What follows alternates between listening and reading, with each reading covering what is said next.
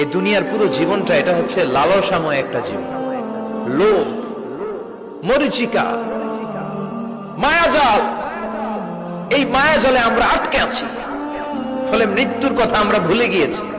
পাগলের মতো ছুটছি, আরো টাকা লাগবে, আরো খ্যাতি লাগবে, আরো যশ লাগবে, আরো দাপট লাগবে। আমার এত টাকা দিয়ে কি হবে? এত সম্পদ দিয়ে কি হবে? এত ব্যস্ততা দিয়ে কি হবে তোমার? স্টপ, থামুন, অনেক হয়েছে। আন্না,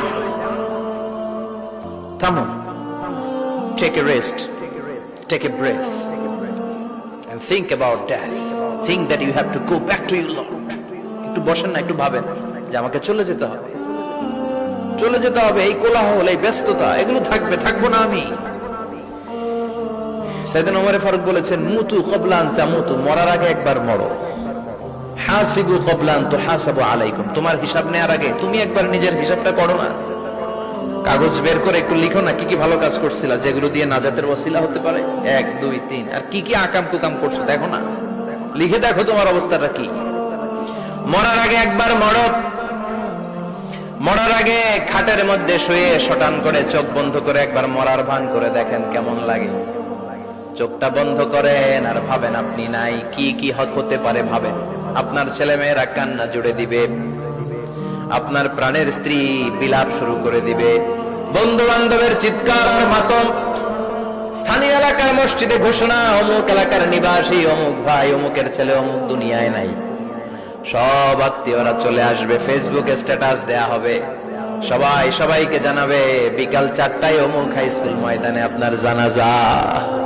ছুটে আসবে, সবাই ছুটে আসবে আপনাকে শেষ বিদায় দিতে, গুড বাই জানানোর জন্য, আল ওয়াদা, বিদায় জানাতে আসবে সবাই। 4 তাকবীর দিয়ে আপনার জানাজা হবে, অশ্রুসিক্ত জানাজায় আপনার বিদায় হবে। কাঠের খাটিয়ার মধ্যে করে কাঁধে তুলে আপনার কবরে নেওয়া হবে। আগে থেকে খুঁড়ে রাখা কবরটার মধ্যে আপনারে বিছিয়ে দেয়া হবে। বাঁশের কচি দিয়ে তার উপরে মাটির চাপা দিয়ে সব চলে যাবে। ভাবেন না একবার চোখ বন্ধ করে, this is the circle of life, this is the nature of life. এটা সবার হবে, আমার হবে, আপনার হবে। এত মায়া, এত ভালোবাসা কই যাবে? কেউ থাকবে না, সবাই আপনার অন্ধকার কবরে রেখে দিয়ে চলে আসবে। উপরে বাঁশের কঞ্চি, তার উপরে মাটির চাপা, অন্ধকার আর অন্ধকার। এই অন্ধকার যেন শেষ হতে চায় না, শুধুই অন্ধকার, ঠিক কিনা? এজন্য আমাদের চলে যেতে হবে। দাদা গেল, চাচা গেল, মামা গেল, আমাদেরকেও যেতে হবে, জোরে কোন ঠিক কিনা? একদিন মাটির ভেতরে হবে ঘরে মন আমার, কেন বন্ধ দালান ঘর, প্রাণ পাখি উড়ে যাবে পিঞ্জর ছেড়ে,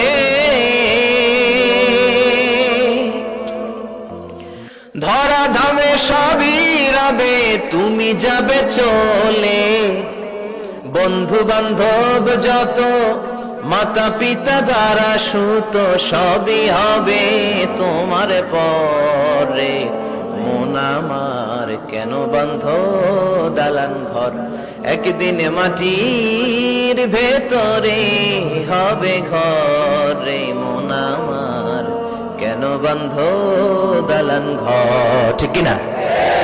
সব করে থাকবে, চলে যেতে হবে আমাদেরকে।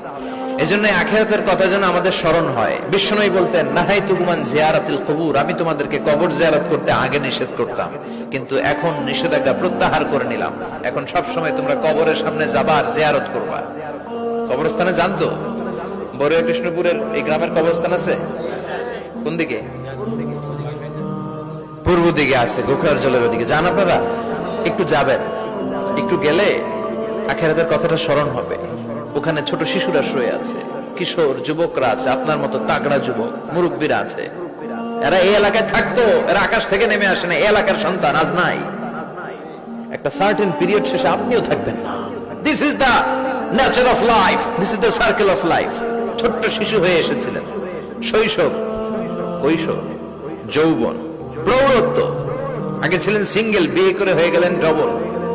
এরপরে আল্লাহ আপনাকে একটা মেয়ে দিল, এরপরে মেয়েকে বিয়ে দিয়ে শ্বশুর হলেন, এরপরে ওই মেয়ের ঘরে সন্তান হতে নানা হলেন। আর কতদিন? অনেক দিন হলো তো, অনেক লম্বা সময় পেয়েছেন আপনি।